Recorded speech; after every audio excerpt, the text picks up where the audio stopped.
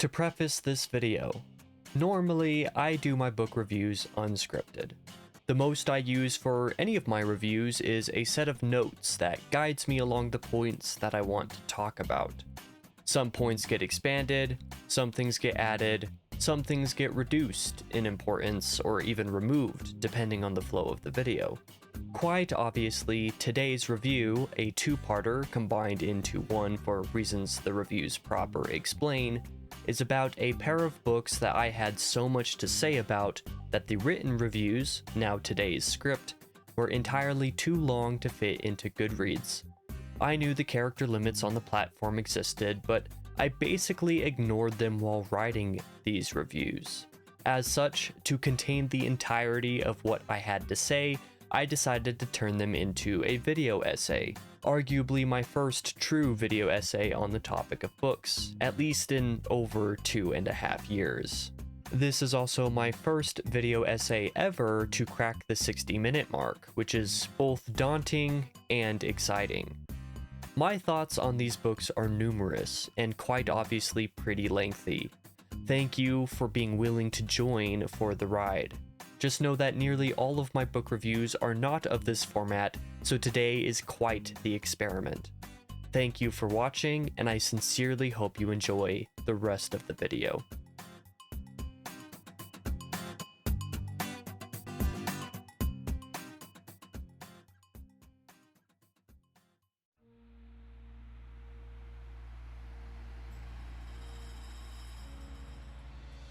Yes, it is true.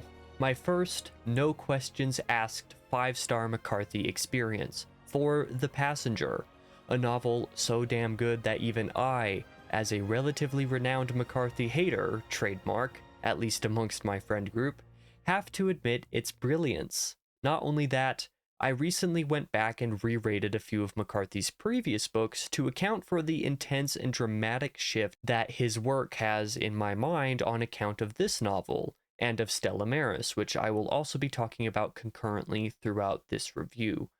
The Passenger and Stella, the Western Family duology as it has been called by some, including on McCarthy's Wikipedia page, make the rest of the author's catalog lesser solely for existing. That is how good they are. However, the fact that I say this as somebody who hasn't always been on board for everything in the man's already limited bibliography is not necessarily to discredit the previous work we received from him, but rather to point out just how special these two novels, his Last Hurrah and Magnum Opus, are. They are so good that it took me over 2 months to write and revise the scripts for the reviews, and at the time of scripting will take another 2 months yet to see the time of day on YouTube in their completion. In fact, a large part of why this process has taken so long is because the reviews themselves are very long. They are too long to fit within Goodreads' character limit for reviews. Since I would, and do, normally leave these written versions on Goodreads and do something more free-form on YouTube, that proved to be a problem for me. The solution is posting the introductions and conclusions, which are spoiler-free as a side note, for these reviews on Goodreads, to fit within the character limit and instead post the complete versions with full body and the spoiler sections intact as a video on YouTube, because I currently don't have anywhere else to post these behemoths as a result of being extraordinarily lazy about updating my website. But that's all beside the point. The point is, I loved these books. So let's backtrack a little bit. If you are curious as to which of McCarthy's work I did go back and re-rate, the list is as follows: The Orchard Keeper, Outer Dark, sort of All the Pretty Horses. The two former titles I did re-rate, and I provide a few paragraphs of written explanations besides as an edit on their Goodreads reviews. The latter, All the Pretty Horses, I technically re-rated, though the score on Goodreads is the same. There is also a short paragraph explaining that in its own review. In addition to these 3 re-ratings and adjustments, I have also, since reading the Western Family duology, finished reading McCarthy's catalog with Sutri and Blood Meridian, both of which I have relatively lengthy reviews for on Goodreads, though nowhere near as long as these are. Check them out at your own risk. On top of finishing the bibliography, I tacked on a few rereads, and thus made extended/secondary reviews for The Sunset Limited, The Road, and No Country for Old Men, the last of which was the reason I decided to read McCarthy's full bibliography in the first place, now nearly a year ago, and which also became my third 5-star rating for the author upon said reread.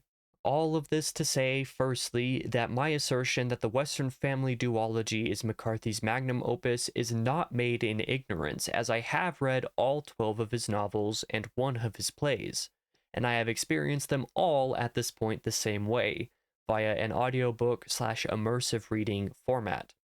Otherwise, this is also to say that while I'm kind of like a McCarthy hater, there are plenty of his books that I like even so, but reading The Passenger truly enlightened me to what McCarthy could do with the traditional novel. I really needed that enlightenment, and I genuinely do believe this duology that the late Cormac McCarthy ended his career with was his greatest body of work.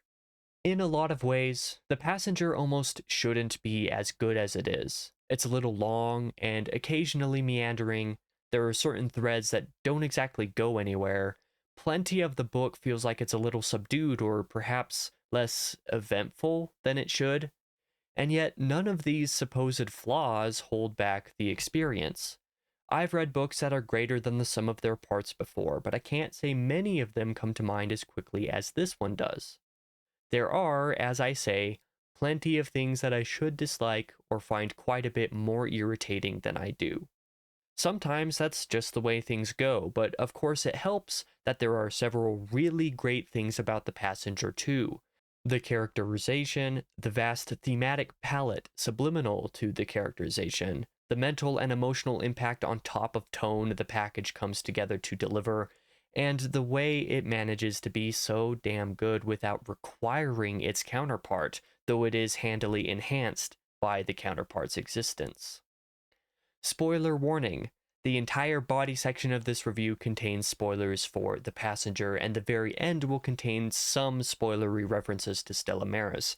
Keep an eye on the timestamps and use the time codes shown on screen to avoid the spoilers you want to avoid. Let's begin with those things that should hold the novel back, but don't, for whatever reason.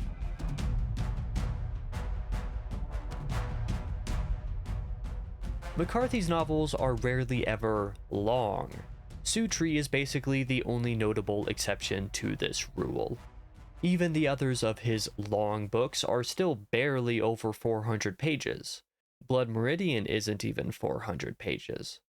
As such, it's hard to argue the long novel point in a review such as this, but the point I want to make is that The Passenger, at the least, isn't short. It is over 400 pages. It's, I think, McCarthy's third longest novel behind the aforementioned Sutri and The Crossing, yet it feels almost nowhere near as long as it is, unlike both of those other examples. Don't get me wrong, I enjoyed Sutri enough for what it was, but it was certainly unfocused and more slice of life oriented. That's not exactly what I read McCarthy for. On the other hand, I really like The Crossing. It was in my top 3 McCarthy prior to reading the Western Family Duology, but I can also admit that it very heavily borders on being too long and also meandering at a couple of points. The Passenger, in comparison, doesn't ever feel like it's as long as it is. Although there's not a super active plot through the majority of the book, there is still some subliminal driving force to the book that retains a momentum that I was super into. This story follows the wanderings, for lack of a better word, meanderings, of one Robert Bobby Western as he roams from job to job around the United States, and outside of it too. There is a little bit of what one might consider a plot happening here and there, largely motivating Bobby in his seemingly directionless travels. The book starts with him on a job as a wreckage diver checking out a crash-landed plane. There's a mystery surrounding this plane that seems like it focuses the first portion of the novel, but then Bobby seems to wander elsewhere at the behest of governmental agencies questioning what he knows about stuff he doesn't seem to know much about. I won't recount the entire story here, but the direction of the novel seems to follow a rather unfocused loop such as this. In essence, there's enough plot to move and motivate Bobby as a character, but the focus of the book lies elsewhere, mostly in the mental wanderings that take him back to when his father helped to construct the atomic bomb and to when his sister Alicia was still alive. Bobby is haunted by these two characters, these family members sticking from his past. The further the story goes along, you begin to learn and realize and recognize just how intentional McCarthy was in writing the narrative on display here. He's able to trick you into thinking the traditional plot is the driving force behind the novel, when really it's the paralleled wanderings of the mind of the main character that truly drive these things. Of course, the external factors, such as the IRS seizing Bobby's entire financial base in one fell swoop, an absolutely infuriating development, still influence some of the movements of the plot and the character's journey, but even these big events render for Bobby a state of mind in which his past plays out his present. This happens multiple times. I cannot stress enough how masterful the trickery McCarthy plays on this front is. By all means, I should be bothered by how long this book is, same thing with The Crossing, quite frankly, but I'm not bothered by it. I should be bothered by how many things happen that merely factor into Bobby's story throughout the book, and we'll talk more on this front in point number 2 here shortly, but I am a broken record in saying I am not bothered. The reasons for this could be numerous. They could be few. I don't really know why McCarthy's method proved so fruitful or how he managed to construct it as well as he did. What I do know is that it did work, and that's what I care about. Many of the plot threads that affect Bobby's trajectory through his own haunted experience are simply incomplete. Normally, this fact alone would be enough to kill my enthusiasm for a book, if I was reading it for the plot. But since there's something so much deeper to The Passenger, I can't say I was or am bothered by the incomplete threads. If anything, they have left me with more to wonder about. I'll discuss this point in context of the two plot threads I briefly mentioned in point number 1, the airplane mystery and the IRS thievery. As I said before, the novel opens with Bobby doing a dive into a sunken aviation accident. In the plane, Bobby and the rest of this particular diving crew discover that the black box and other record-keeping material from the flight are missing. In addition, they discover that according to flight logs, the count of passengers' bodies found in the wreckage is off. If I'm remembering correctly, there's supposed to be one more passenger there than there is, meaning one is missing, but I might be mistaken on the exact numbers. You would expect for much of the plot to be centered around this opening mystery, especially since Bobby is indeed questioned more than once by government authorities to determine what he knows, if anything. The interesting thing is that never does this mystery get solved. We never discover what actually went wrong with the plane. We never discover, I don't think, who the missing passenger was, in spite of the novel's title. We never get any proper closure to this plot thread. What gives? Well, some readers have posited that the mystery of the plane wreckage is a metaphor for Bobby's own existence, and it's not a bad interpretation. But I'm getting ahead of myself. We'll talk about themes later in this review. The other example is about the IRS seizing Bobby's accounts, locking him out of his own stash of cash, and even his vehicle on account of him not claiming the inheritance he and his sister got from his grandparents many years prior. Typical IRS behavior, am I right? Defund the IRS. Personal qualms about the government aside, you would also expect for this plotline to have some more closure to it. Again, it does not. Bobby is never able to get a hold of his own accounts again, and so has to relocate. Side note, the IRS interference also renders him unable to get a visa to work a diving job out of the country. The irony inherent to this fact, since the IRS doesn't seem to believe Bobby has a valid job that he works, and instead that he stole or otherwise obtained his money through unsavory methods, again, how ironic, is absolutely hilarious to me.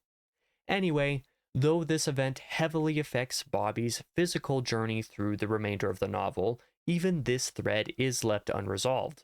As I said, Bobby never gets his accounts or property back. There is never any clues as to whether they intended to grant them back in the first place, even if Bobby did somehow prove the legitimacy of the money, and we never quite figure out if there's something even underneath this attack, such as if the agents involved with the plane mystery influenced or prompted the IRS in their supposed investigation. And there are more examples that I won't get to in this review. The first layer of the plot is this portion of it that seems so riddled full of holes. It should absolutely leave me wanting as a reader, but it never really did. Often, I didn't even realize some aspect of the plot had been dropped, or simply moved on from until long after the last time it was explicitly mentioned. My anger? Non-existent, somehow. Both of these aforementioned problems that aren't problems more or less coalesce into a form of pacing and storytelling that feels pretty subdued. Again, this could have easily been something I'd really be bothered by, especially since I'm not usually a fan of the more filler-esque material in McCarthy's writing. As it happens, The Passenger winds up being a novel of tone and theme more than actual plot, once you recognize just how non-central the traditional plotting itself is to the point of the book. More on that in the next, larger section. What this means for the book is that if you don't really hook onto or connect with the second and third layers of the plot, the thematic work on display and the subliminal tragedy littering the entire thing, there's a good chance you will hate this unfocused direction, this unresolved plotting, and this slower pace that is largely more pensive and introspective than it is active and traditionally engaging. So now I circle back around to what I said at the beginning of this section. In spite of all these things being some manner of flaw, I don't feel like they ever hold back the complete package. In most any other book, I would be bothered by these things. In any other instance, I should be bothered by them. I'd maybe even be really irritated by them and so hate the book entire if not for what's lurking beneath the surface. Obviously, the anticipated hate is most certainly not there for this book. Let's now turn to the things I said are straight up exceptional about The Passenger.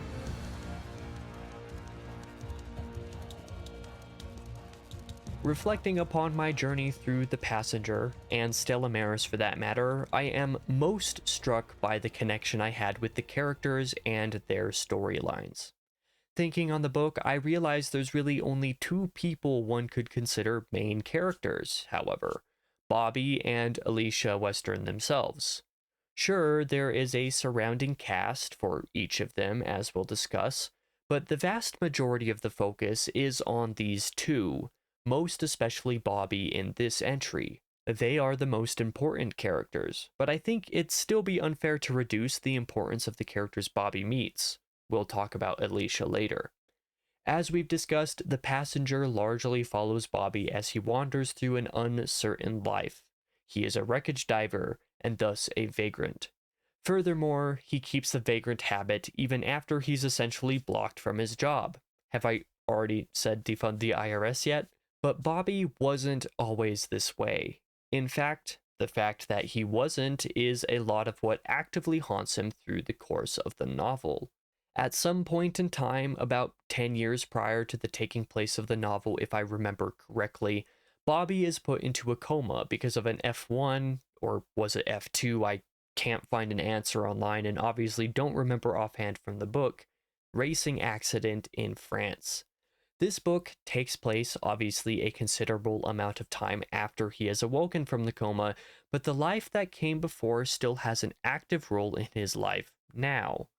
The racing is something he misses, his father's connection to the atomic bomb's construction is still forefront, and his relationship with his sister still leaves him uncertain about basically everything.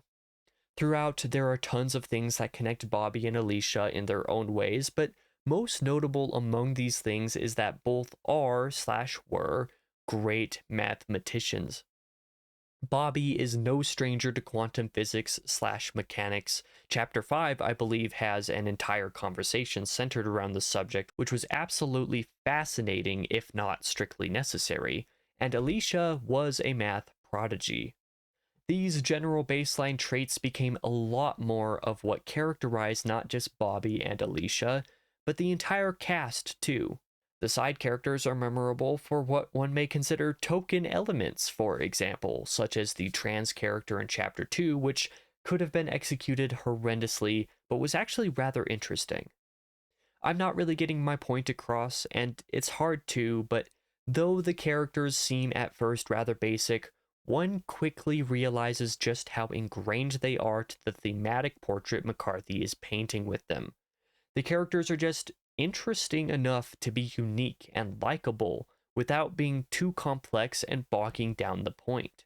Because in the end, the point is to consider what Bobby thinks about life along the way.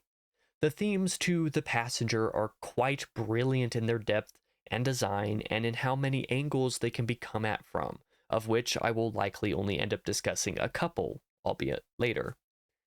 Love and loss, in my mind, make up the bulk of thematic value. The novel does follow Bobby, but it also follows Alicia, and their familial connection is powerfully central to the depth of the narrative, a point that I'll likely make a little bit more fully in the Stella Maris review as relevant. The important point is that Alicia's death weighs heavy on Bobby's mind throughout, and everything seems to circle back to this. There's multiple different dynamics of their relationship and their past, which is occasionally touched on in The Passenger, and it was certainly one of the most compelling aspects to the story, not least because each chapter actually opens not with Bobby's story and POV, but with a short segment from Alicia's POV, often in conversation to some degree with the thalidomide kid, one of her various schizophrenic hallucinations. This kid, not to be confused with the kid from Blood Meridian by the way, kind of berates Alicia ceaselessly, with her feelings about Bobby being one of the main targets of harassment. The relationship between the characters and the underbedding, multifaceted love associated therein is really brilliantly balanced between the POVs and the other auxiliary details thrown in seemingly at random, but actually really intentionally. It really is genius. The brilliance to the construction is all the more apparent to me when you consider the aspect of metaphor as a vehicle for storytelling. As we've discussed multiple times, I think you get the picture by now that The Passenger isn't exactly a plot-forward novel, but that does not mean it lacks great storytelling. The difference is that McCarthy's storytelling here is largely subverted. Themes are part of this, but metaphor is most of it. What do I mean by metaphor? Well, there are a lot of different interpretations to The Passenger, and relatively few of them are significantly substantiated. We're drip-fed little tidbits of information throughout, but rarely is any of it put together so that we know the answers. In fact, even some of the information we are presented with can be called into question on account of Stella Maris, which will be a point made later. That said, because personal interpretation is no small part of the experience of reading The Passenger, and no small part of my personal enjoyment of it, there are, as one might expect, many theories about many aspects of the book. One such theory that I recall seeing and thinking quite deeply about was one I found on Reddit in the r/Cormac McCarthy sub, under a post by user Redenrawl, who was asking who the titular passenger is, or what McCarthy's referring to with the title. There are 3 comments I want to refer to here. First, from user Earl of Sandwich. Ultimately, I think that the passenger in the plane is meant to be the metaphor of the whole novel. Some things in life you will never get answers to, there are problems that will remain out of grasp, solutionless forever. I see the point of this theory, and I think this commenter is largely correct insofar as the surface level interpretation is concerned. I have inadvertently and implicitly made this point several times over the review just by acknowledging that The Passenger doesn't really have a plot. Some things come and go, some things get answers and others don't. Sometimes we'll get the point, and sometimes we won't. There's a beauty in that, and there's certainly truth to it too. Second, From user Esauus, it's McCarthy's double slit experiment a la Pynchon. When Western realizes the passenger is missing, it is because he observes that they are missing. They should be there because they were on the manifest, blah blah, but it isn't until he observes it himself that the reality has changed. I feel like it becomes a setup for the rest of the book. I can't say I'm particularly partial to this theory myself, but I think there's a lot of validity to it anyway, largely because a not insignificant portion of the book does focus on Bobby's father being part of the building of the nuclear bomb, and Bobby and Alicia both being math geniuses in their own right. I believe I mentioned a portion of chapter 5 revolving around a conversation about quantum mechanics/physics. Yeah, the ideas of quantum theorems playing a role in part of the interpretation of the book absolutely makes sense.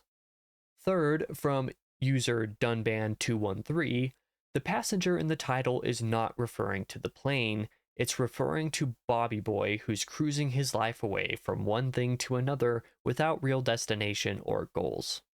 This one is an interesting perspective. Similar to the first example, the second half I largely agree with, Bobby going from one pursuit and location to the next, wandering. I'm not so sure about the first half, but I do see the argument that the plane passenger being missing is merely a metaphor for Bobby's wanderings, missing from his own life in some sense. As is readily apparent, there's a whole host of interpretations and conclusions to be drawn, and I think most of them have some validity to them. I don't think I really have a solid personal interpretation on the metaphor aspect, but to point out that there's a lot to think about is enough for me, especially since I do think about this book a lot. I shouldn't really need to say too much in this section as I've laid the groundwork for it in the previous subsection, but it's worth keeping as its own point nonetheless. I've said no small number of times how the narrative of The Passenger is largely driven by Bobby's wanderings. Bobby's wanderings are largely driven by his thoughts on his father, his sister, and his own racing accident that nearly ended his life a decade or so before the near totality of this book. As such, not only is the narrative driven by these mental considerations, the tone of the novel as a whole leans on the side of pensive and melancholic. This is one of my favorite aspects of the book, genuinely. I cannot describe how often a particular conversation Bobby had really struck me, how many times the people he talks to and the things that happened to him had me considering what I would do in the same situation, how many moments could have been disrespectfully handled and awkward, but were engagingly placed and handled so as to be real, nor especially how many times Bobby's thoughts, ever close to family and a home long left behind, came close to seriously affecting me emotionally. Near the end of The Passenger, Bobby makes a decision to visit Stella Maris, the institution Alicia attended, if indeed that is the appropriate term, I fear it is not, 3 times, and at which she hanged herself. I think she hanged herself there. Forgive me if I'm misremembering the exact detail on that. The point is that she commits suicide for reasons that are ultimately unspecified in the duology and instead left up to the reader to ponder. Bobby visits a patient at Stella Maris who knew his sister, and he is also questioned about his motives for coming. But he is also given the inheritance money that she left behind, notable since he lost all of his own money because of the goddamn IRS, and ultimately offered the opportunity for some manner of closure with her. Bobby is closed off, even in the narration, about what his relationship with Alicia is like. We, the reader, are left to vaguely follow along the tragedy of it all, even as he has another woman he knows read him the last letter she ever left for him. We get a tiny bit into the picture of psychological disorders and mental health as he learns a bit more about his sister and about himself alongside. We don't get the clearest picture about Alicia in The Passenger, but we get a solid look at what McCarthy is implying beneath the narrative and beneath Bobby's character and personal wanderings, implications that are greatly expanded upon in Stella Maris. The Passenger may stand alone, but I can hardly agree with the sentiment that it is complete. Of course, the plot runs its course and Bobby lives out his life in it, coming to meet his end with an emotionally poignant reluctance and surrender, both. But for the reasons of many questions not being answered explicitly, or implicitly for that matter, complete is not exactly the term I'd use to define this book. Part of the novel's strength lies in the fact it does not need to be complete to be as good and as powerful as it is. But this begs the question about what the companion novel Stella Maris is supposed to be and what ways it is meant to support and enhance its predecessor. Strangely enough, Stella Maris does no more to complete The Passenger than The Passenger itself does. At first, when I first went through Stella Maris, it seemed like it was going to answer all of the underlying questions of this novel. Now, it does answer some of the questions, but certainly not all. Instead, I believe The Companion is meant to be an expansion on the ideas of The Passenger rather than the completion of its missing plot threads. With further hindsight, this is no real surprise to me anymore, but that doesn't change how strange it at first seemed. Stranger still, this divided concept worked for me. But first, recall that The Passenger begins all 13 chapters with POV sections from Alicia, a creative decision that harkens back to No Country for Old Men, which we will touch on a little later. It seems to me McCarthy was, from the offset, trying to put us in a mindset of understanding both of these characters simultaneously in the novel, but through it all keeping the primary attentions of it on Bobby's life. As such, questions about Bobby aren't just raised and unanswered, we are also led to wonder about Alicia. This is what Stella Maris aims to expand upon, since it is a sequence of dialogues between Alicia and a therapist at Stella Maris. We get several answers to what we wondered about Alicia. The main irony is that it also leaves us questioning certain aspects of The Passenger in turn as well, namely Bobby's racing accident and subsequent coma, and what did or did not actually happen between Bobby and Alicia romantically. There's a back and forth nature to these two novels that is almost addicting to think about and consider, due in no small part to Stella Maris's existing many years before The Passenger. Chronologically, of course, not in terms of publishing. Alicia's POV starts off each chapter of The Passenger, enhancing the novel they fall in, yet leading the reader into asking questions about her and Bobby. The Passenger suggests some answers to these questions through Bobby's POV, but Stella Maris takes an entirely different approach by suggesting some similar answers, but ultimately answers that don't 100% align with Bobby's. In many ways, this dynamic is reflected in life. Alicia and Bobby are different people, just as all of us are different people.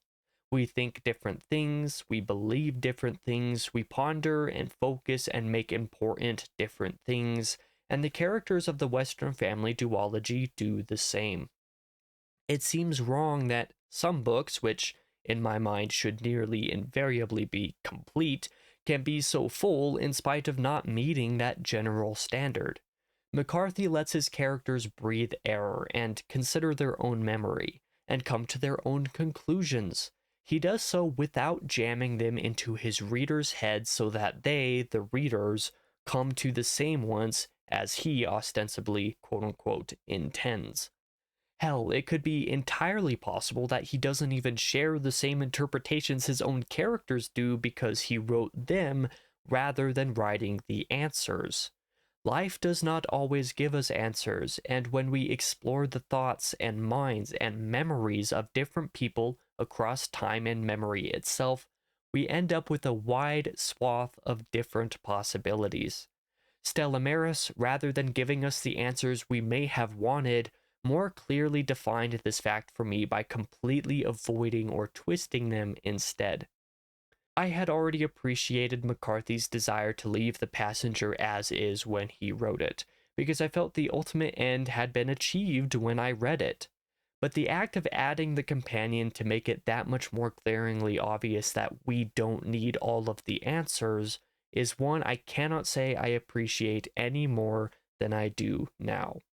We have now reached the end of spoilers for this portion of the review.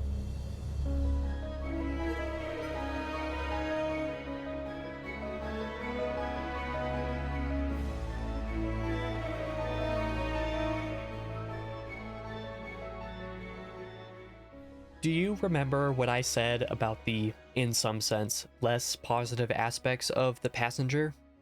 Remember too how I claimed they do not impact the power that The Passenger holds. Now reflect upon how each of those theoretical negatives still manage to uphold some of the positives as I've outlined them, or at least as I have attempted to. As I said so many words ago, The Passenger is a novel greater than the sum of its parts.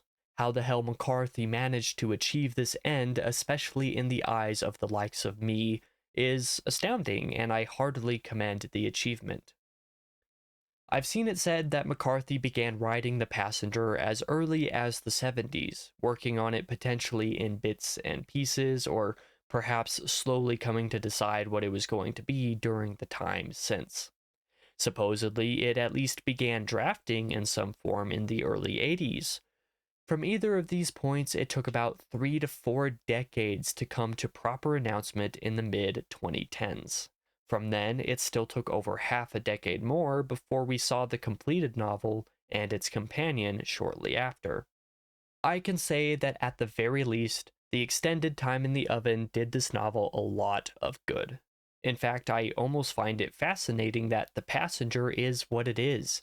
The book isn't just everything that I've already said throughout the review, it also seems almost a more complete version of one of his previous novels, with little aspects from others thrown in for good measure. At its core, The Passenger feels like Sutri and The Crossing had a baby with a little bit of Outer Dark and No Country for Old Men in the mix too. Now, some of the comparisons I'm about to make are superficial for sure, but some of them are, well, not as superficial. Let me explain a little bit of what I mean.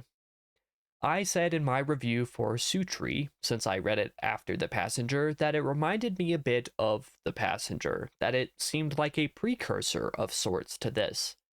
Since both contained characters experiencing some matter of slice of life story with relatively little plot drive, there was something about the tones of the character journeys that felt similar. I don't really have much more to quantify the comparison, I just kind of get the impression that The Passenger was the product of much time and deliberation doing a story like Sutri but better, more profound, more impactful, less plotting, and generally more focused. My comparisons to The Crossing mostly come down to McCarthy's staunch focus on a single storyline, though a little different in intent. Billy's journey in The Crossing is much more active and deals primarily with that character's acquaintance with tragedy. Compare this to The Passenger, where Bobby follows a more passive life and the pondering is more philosophical. There's a handful of similar pacing styles to these two where characters meet eclectic other characters and experience things that they never encounter again, though they do come back around to aspects of their respective pasts throughout. The thematic drive of each of these two novels seems to be a big portion of their construction. I already made the No Country for Old Men comparison earlier, but Alicia's introductions to each chapter reminded me a lot of Sheriff Bell's diary-like entries that started each chapter of No Country for Old Men.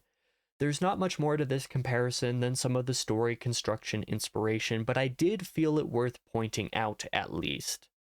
Oh, that and one other thing. Finally, for the most superficial comparison, one must consider that The Passenger has McCarthy's first female protagonist since Outer Dark. It's also an irony to me that both of these books involve, well, a little topic I won't talk about here.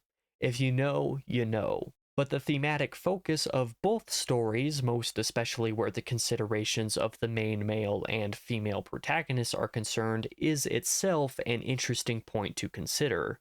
No Country for Old Men has a mildly prominent female character or two, which I would be remiss not to bring up, and what I was referencing in the previous paragraph, though said female characters there are not main characters per se. All this brief section to say that I get the impression that McCarthy took inspiration and influence from the totality of his career in one form or another to create a body of work that encapsulates the best of nearly all of it, or at the least to pay homage to several corners of it and to reference other corners. I think it worked out, if indeed that was the intent. One can also point out that the style of Stella Maris is basically just a play like The Sunset Limited, but longer, more in-depth, better, and a novel instead of a technical play. When push comes to shove, there is no question in my mind that The Passenger is perfect, or nigh on so. The quality of this book astounded me when I came to read it, especially because I was dubious about whether McCarthy could pull off the concept to my personal liking. As I have gone at length to explain through the review, hopefully satisfactorily, but perhaps I haven't quite succeeded there.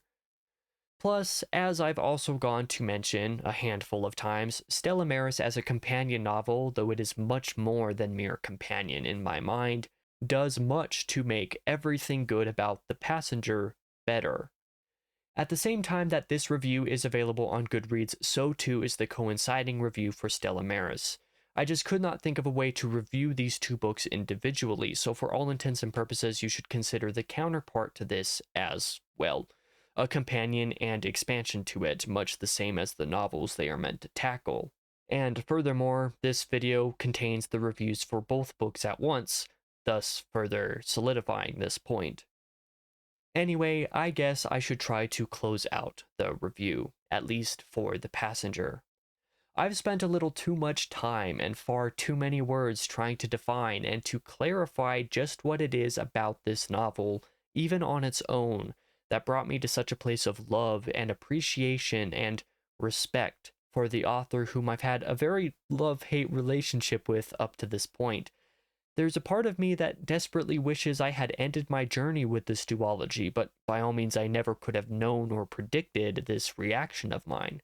And lest I forget, how could I go on so long without even mentioning the audiobook performances by MacLeod Andrews and Julia Whalen? Superb. The best audiobooks for any of McCarthy's work, hands down, enhancing and expanding the depth of every part of this duology for me. Now, if you remember what I said during the effective introduction of this review, I've read all of McCarthy's novels. I've had my criticisms, I've had my praises, I've had my highs and lows. Anybody who knows of or has been following my journey with this author is likely very familiar with how up and down this has been. The Passenger, as its own individual novel, is nigh on perfect. Alone, this book made that full bibliography read-through of McCarthy worth it. But Stella Maris just so happens to make all of that even better, and you can find my review for that one by listening on right now. Everything that Cormac McCarthy wrote over the course of nearly, or right around 6 decades before his death, led him to this final set of publications. The Western Family Duology is McCarthy's magnum opus.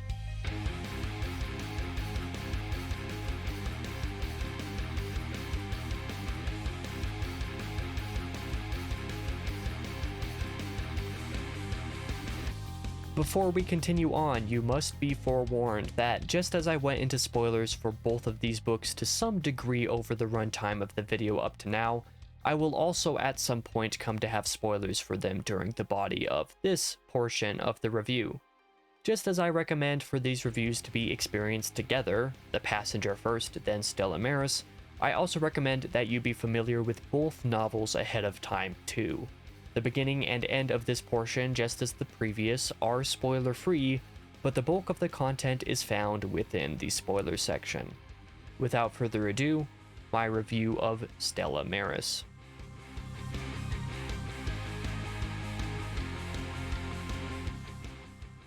To simply consider Stella Maris a companion to The Passenger is both an exactly true statement and an understatement. The assertion is at once both of these things, for the book stands brilliantly on its own in one moment and breathes new life and meaning to its predecessor in the next. Stella Maris takes a pre-established character from his counterpart, but tells its own story that simultaneously lives and breathes on its own merit, while also adding so much to The Passenger, expanding it and amending it together, all at once.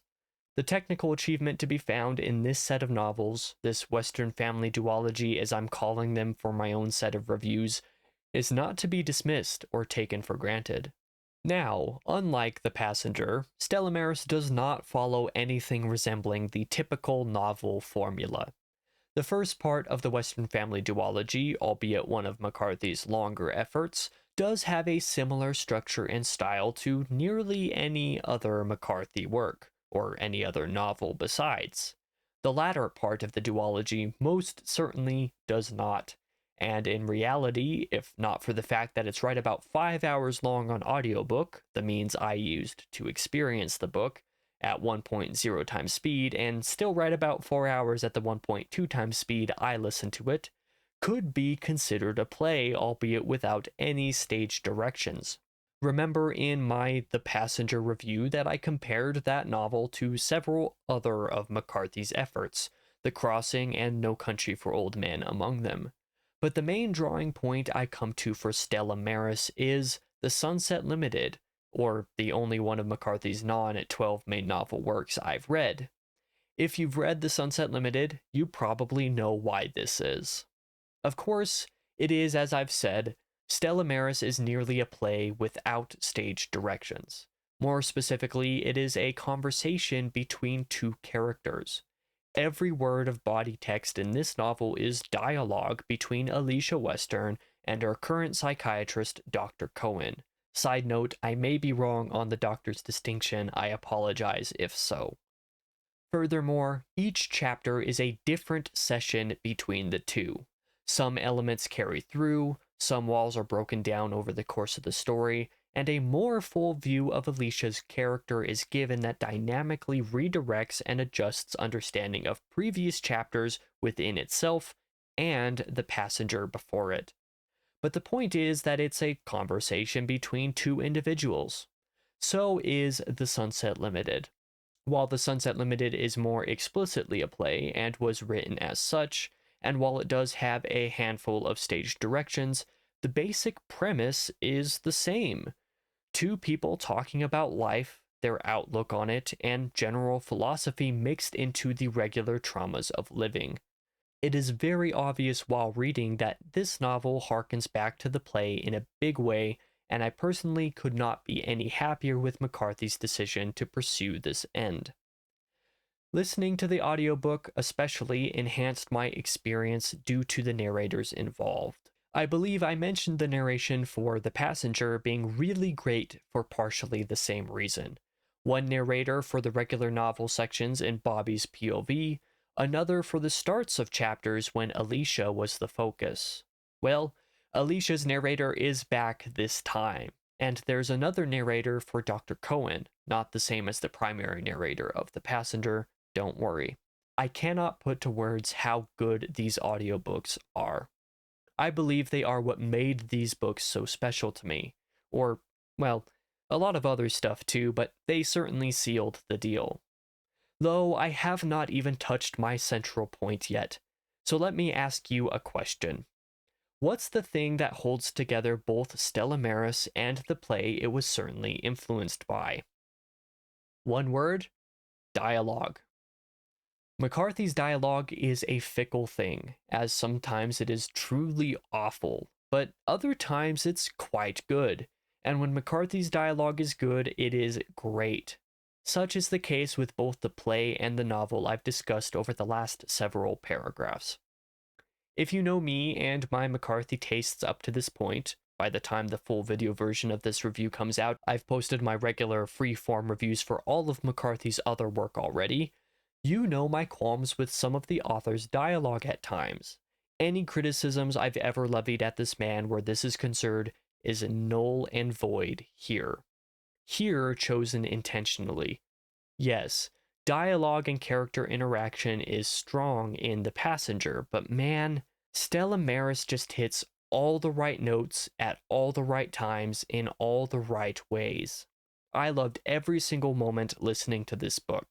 The dialogue, and this time I don't just mean the literary element, I mean the dialogue between the doctor and patient in the novel itself, is phenomenal. But the quality of Stella Maris can be seen in so much more than just the dialogue. Much of it actually comes essentially from its connections with The Passenger, a novel it is not just a companion to, but in conversation with as well. You'll recall, again, from my review of the forebearer to this novel, some of the things I had to praise about it. Characterization, plus the thematic value associated therein. The emotional impact of the story, this time on account nearly entirely of subject matter, and, foremost among them, the way it is enhanced by its counterpart. Much of the same can be said here, in spite of how said counterpart is so different in construction. Spoiler warning, now we head into the spoiler section for Stella Maris. This will contain various spoilers for The Passenger thrown in as well, so if you have not read both of these books, please use the time code on screen to skip to the remainder of spoiler-free material.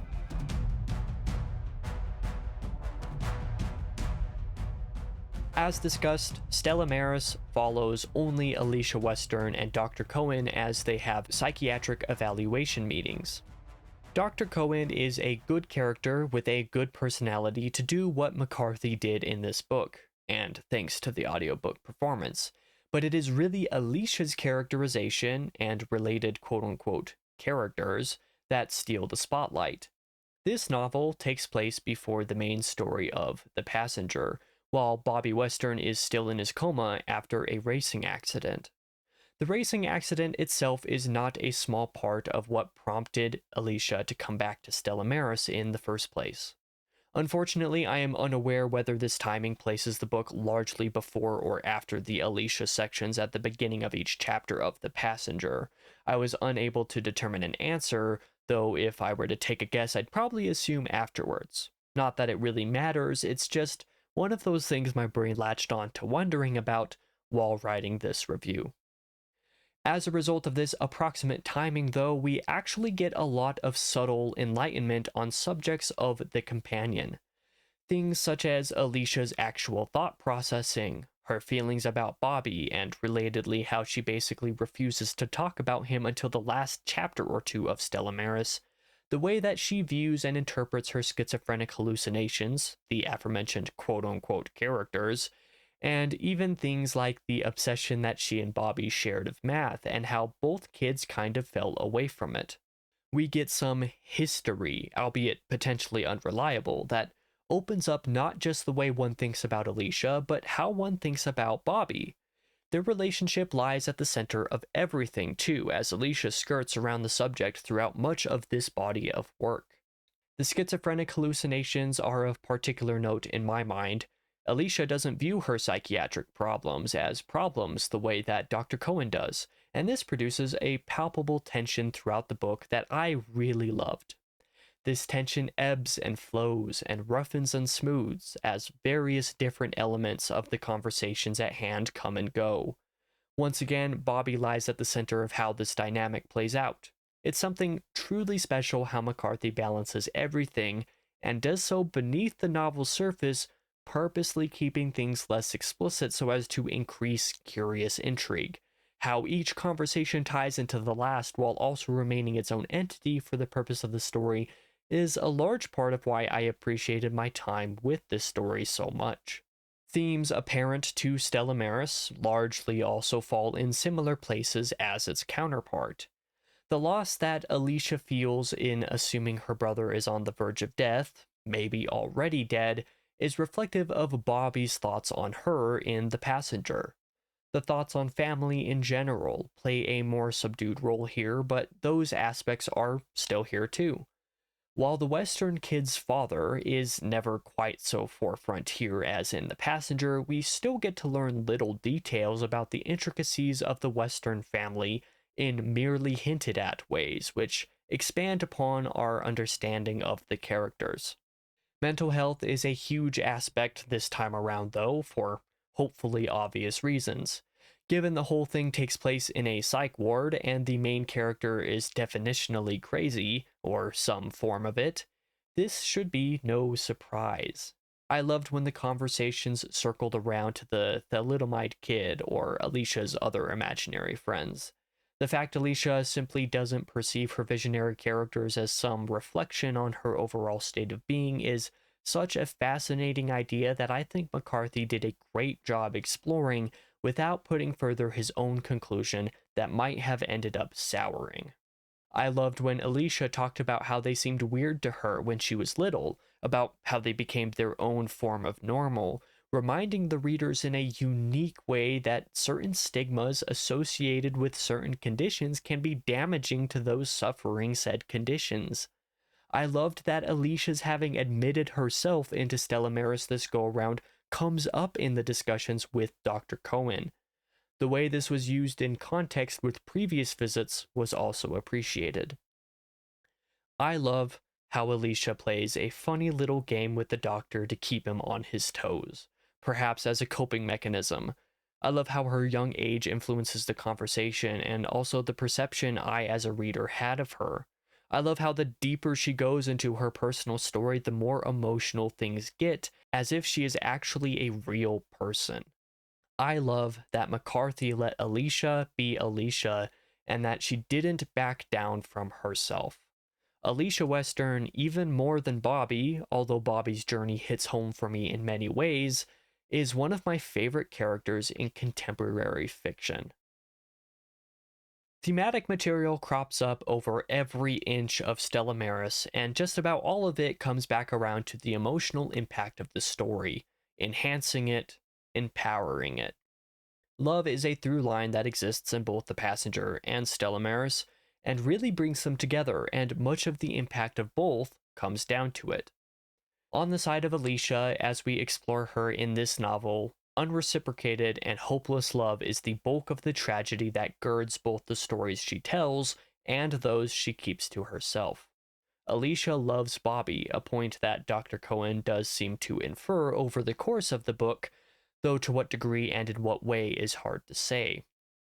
At the least, he is taken aback when she finally confesses, drawing near the book's conclusion, that she even asked for Bobby to marry her.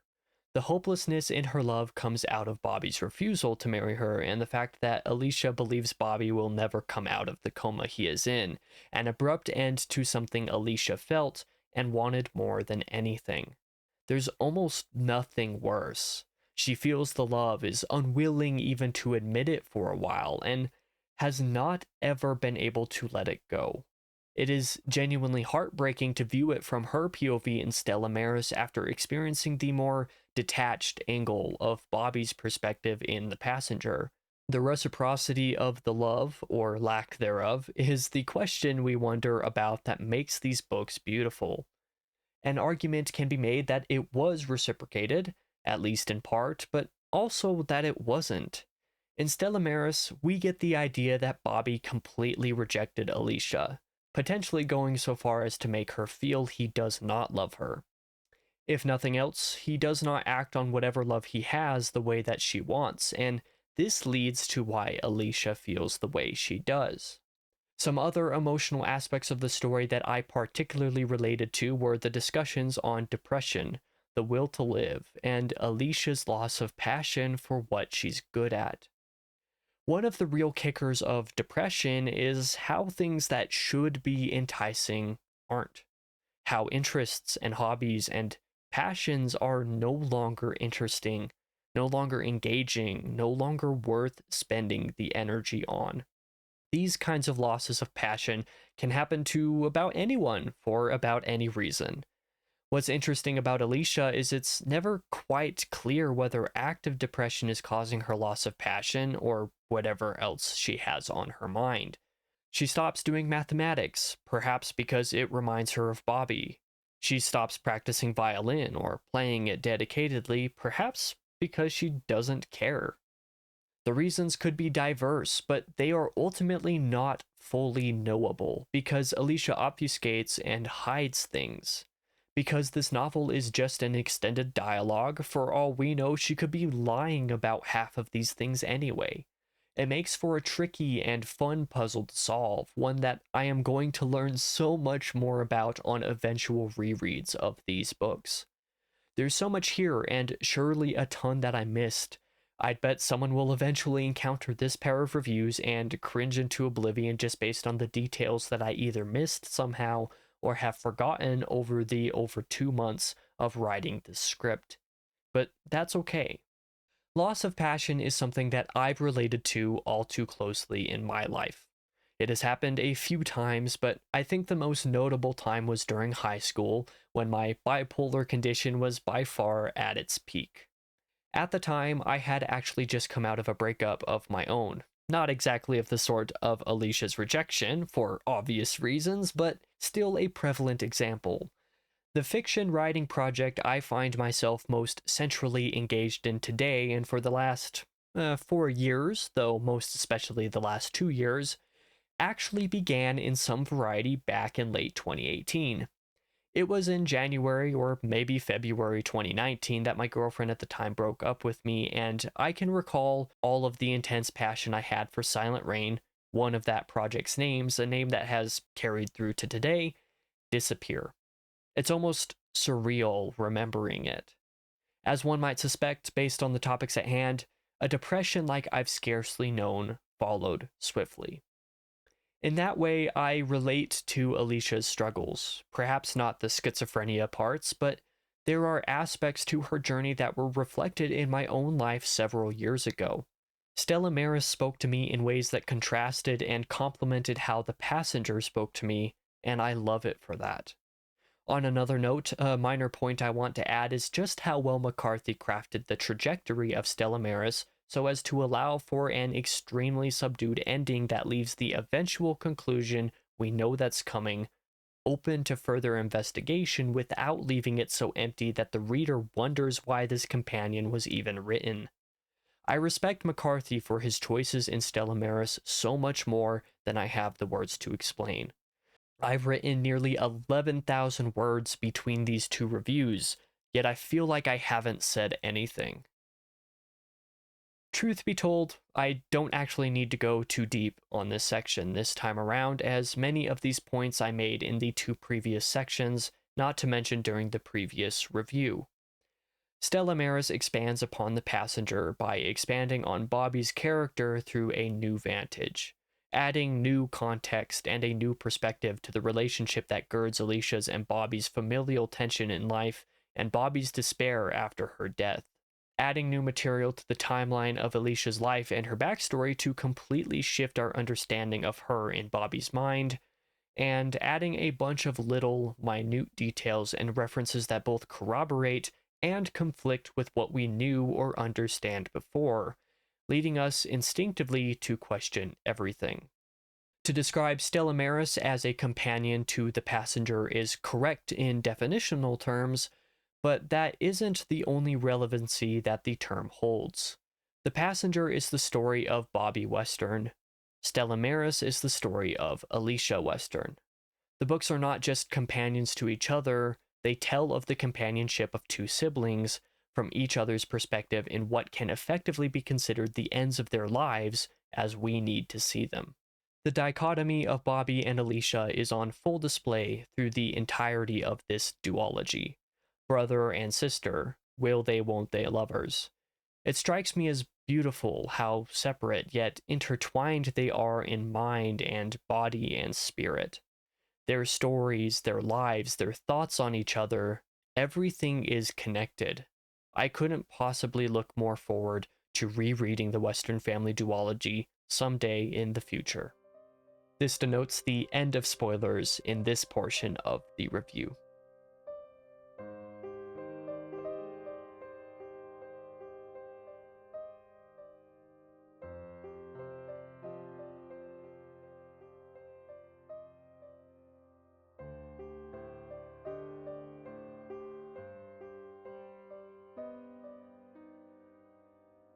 anamnesis alone cannot call to mind whether Stella Maris made me cry. If it did, it was the only one of McCarthy's work to do so, and if so, can certainly speak entirely for the package as a whole. I hadn't read all of McCarthy's books when I was done with the Western Family duology. I still had Sutri and the popular pick for the author's magnum opus and Blood Meridian to get to, but I recall feeling very, very confident in asserting that the pair of novels that is The Passenger and Stella Maris would be his true magnum opus in my eyes. I was absolutely right about that. Whether this book made me cry or not, the truth is it doesn't really matter.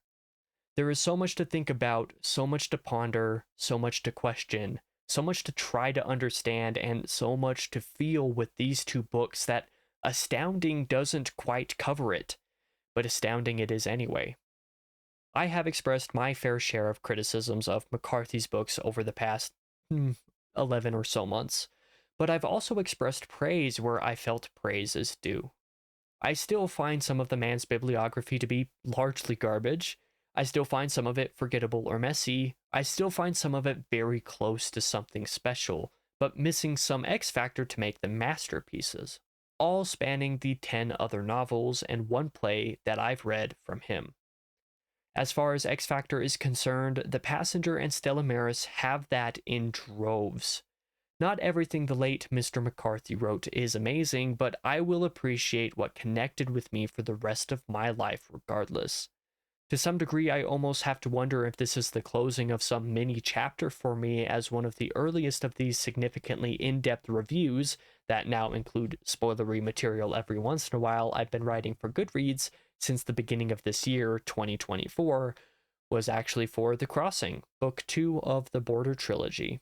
It is simply the case that McCarthy not only created something great in the Western Family duology, he recalled his entire bibliography to create something of notable power, something worth analyzing and piecing together, something worth more than its words could mean on their own. Something worth the time I spent not just with the duology, but with McCarthy's entire bibliography. Yes, even the ones I hated. What a testament to what McCarthy was capable of these books are, and what a testament to the decade and a half he spent without releasing a regular novel at all after The Road. What a last hurrah. McCarthy has had no problem with legacy over the decades of his work. Between Blood Meridian as the classic of sorts and the 21st century behemoths that were No Country for Old Men and The Road, even those relatively unfamiliar with literature are almost certain to have heard McCarthy's name in one place or another. But I am and will forever be most especially grateful that he saw this final story, or set of them as the case may be, through to the end. Through even to his own end, as he died barely half a year after Stella Maris released, itself only a month and a half following its predecessor. The Western Family duology is Cormac McCarthy's true magnum opus, and, as weird as it may seem for me to be saying this, I genuinely hope everybody gives it a shot one day. If only everyone could love it the way that I do. I certainly have had my issues with this man's bibliography now and again. My sticking points are as public as they can be. But it should mean no small amount that when I reflect upon my 3/4 year or so with this work, this pair of novels will stick more firmly to mind than anything else. As a result of all the things the books made me feel, of all the ways it made me think and ponder, of all the ways it is the culmination of McCarthy's entire career, these books will always live in my memory as favorites, and they truly are his greatest work. If I were him, I'd be incredibly proud. If this were my final work, I would die the happiest man on earth.